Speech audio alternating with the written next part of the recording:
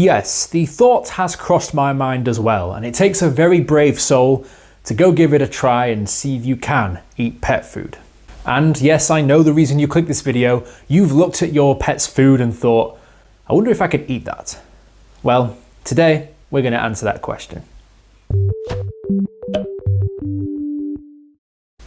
Hello, welcome to Brain Spill, the laziest show on the internet. My name is Tank, and if you had your own pet's food and you were in a situation where you absolutely needed to eat it to survive, could you do it? Or maybe you just wanted to do it for a dare or something, who knows? And well, every time you look at it, you always realise that it probably doesn't look that appetizing. But is it edible? Is it technically possible? Well, that entirely depends on the type of food we're talking about, as if we're talking about animal food, it comes in a whole variety of different things, such as dry food, tinned food, raw meat, and in some cases, live animals. Now, I'm just going to throw this out here as a disclaimer and say everything I'm going to be saying in this video is based off the research I found online, and I certainly wouldn't recommend getting a handful of your dog's food and shoving it in your mouth, or any other pet food for that matter. Which the reasons for not doing that will soon become abundantly clear. So guys, I wouldn't recommend it, okay? Now, most pet food is made specifically to be fed to a certain type of animal, to make sure that the food has all the various nutrients and things inside of it which are good for your furry companion, and that will change depending on the animal you have. And to simply answer the question, online research tells me that yes, in most cases, it's probably okay to eat the pet food and you probably won't curl up and die as a result. It probably doesn't taste amazing, and confession time, I've actually eaten some of my own pet's food before, but that was mainly out of curiosity. I remember us having a hamster once, and we had the hamster food. It was like dry food in a bag, and this bag was just on the side, and I was looking at it thinking, the hamster seems to love this stuff. I mean, I wonder if it's actually quite nice.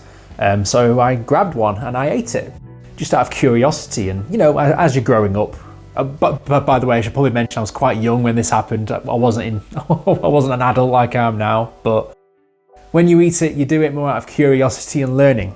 And I learned very quickly that hamster food tastes like grit, and it was a terrible idea, and I've never done it again since, because why would anyone want to eat grit?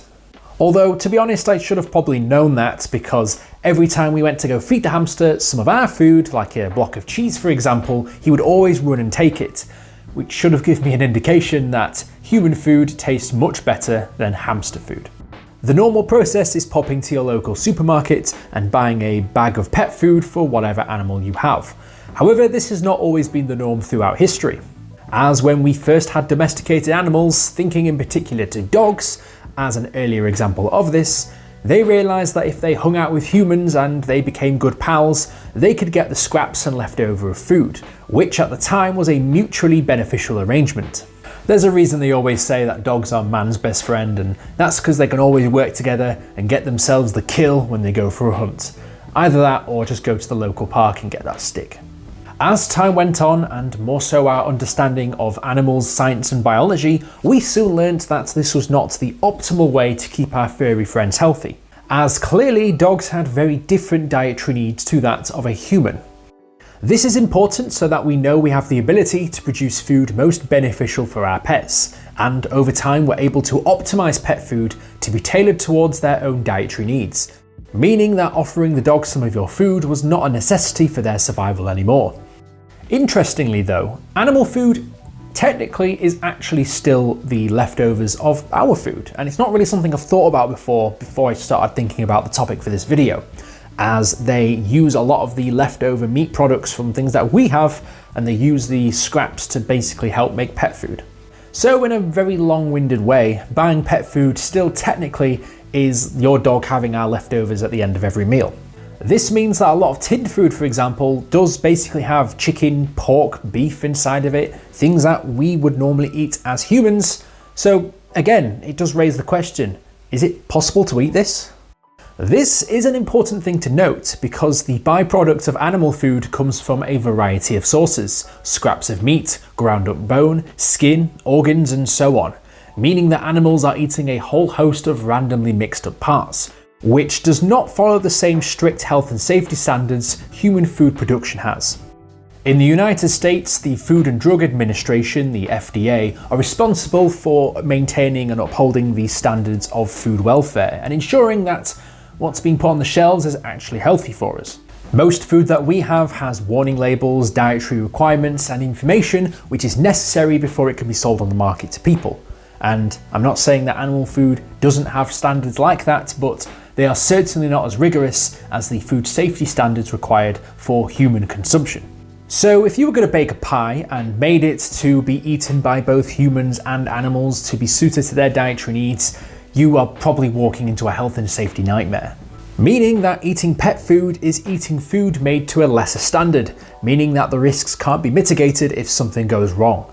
At the end of the day, the food isn't made for the human diet, and eating it must be a pretty desperate act, or one of curiosity. However, eating it in small amounts won't kill you. Probably. The issues really start to come apparent when apparently you start eating pet food for prolonged periods of time, and not just as a one-off, you actually perhaps replace part of your diet with pet food. That doesn't sound like a good idea. Just as an example, dog food, it misses vitamin C, a very, very key nutrient for us as humans, which is pretty important to our survival. However, dogs don't really have a need for it, and therefore dog food doesn't tend to include this, meaning that if we were to subsist off a diet purely off dog food, we'd be missing those very vital nutrients that we need to survive. Because again, why include it in a diet for an animal that doesn't get any intrinsic value out of having that vitamin in their food? If it doesn't need it, it doesn't go in. Simple as that. Something I didn't know, which was pretty cool, is dogs are able to produce vitamin C in their own livers, and that's why they don't need it, and that's why their pet food doesn't have it in. Aside from having certain nutritional deficiencies over time, probably the most pressing issue here is the one of eating material which, of the right amount, can be harmful to humans. Dog food in some brands or food types may have a synthetic form of vitamin K known as Menadeo, otherwise known as vitamin K3. Which for dogs is perfectly fine to have. However, for humans, having this over time is extremely toxic to your health. So again, in small quantities probably isn't the end of you. Probably.